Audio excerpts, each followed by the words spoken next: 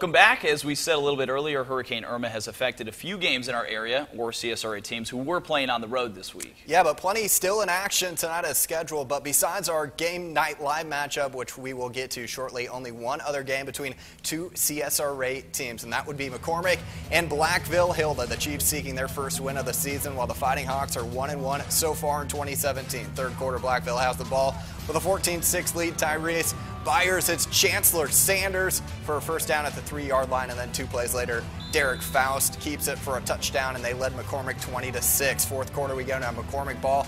Silas Kennedy takes it around the left side for a nice pickup, and then a few plays later, it'll be Dylan Walters keeps it for a touchdown, and the Chiefs came back for their first win of the year.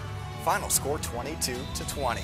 Hey, let's head out to Wagner Sally right now. The War Eagles, one of the best teams in the CSRA, ranked 9th for Class Single A teams in South Carolina. First quarter, Bethune throws a pass out in the flat, but Kenzel Kitchen lays the wood there. Big hit. He'll make some offensive plays in this game, too. Later in the first quarter, Kevin Jackson takes the handoff around the outside. Nice cut up field. Then outside before he walks out of bounds on the near sideline. Big gain there. Second quarter, same drive. Michael Landy to Kitchen. Again, nice play, shakes a defender, making plays on both sides of the ball tonight. And then Trey Davis would finish off the drive with a rushing touchdown for 6, and Wagner Sally stays perfect. They hand Bethune-Bowman their first loss of the season, 22-0. Down in Bamberg, where the Red Raiders are off to another great start with a 3-0 record, hosting 1-1 Scotts Branch tonight. Second quarter, no score. Bamberg trying to find some offense. James Ganyard up the middle on the handoff, picks up a first down. A couple plays later, Ganyard with another carry picks up some tough yardage. It was tough to come by tonight for Bamberg Earhart. Later, Scotts Branch ball, Jadarius Wheeler comes up with the interception for Bamberg, but Bamberg had a tough offensive night. They lose their first game of the season, 12-0 to Scotts Branch.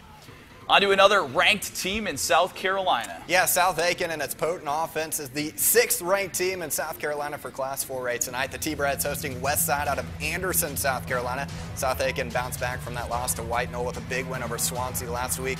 Third quarter, South Aiken up 21-0. Deshaun Kitchings takes it up the middle on the option. He dodges tacklers left and right for a big gain, and then the very next play, Kitchings keeps it himself again, adds more yards to the drive.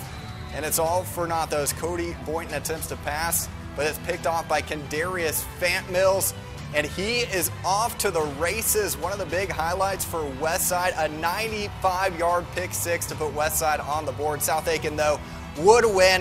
Final score 28-8.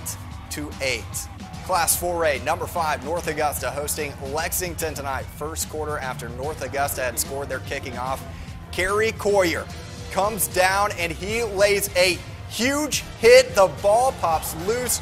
Torrey Quiller recovers, and that gives the Jackets the ball right back. So the ensuing possession, North Augusta facing a 4th and inches. Landon Washington, quarterback sneak. He doesn't just get the first down, he drags defenders into the end zone.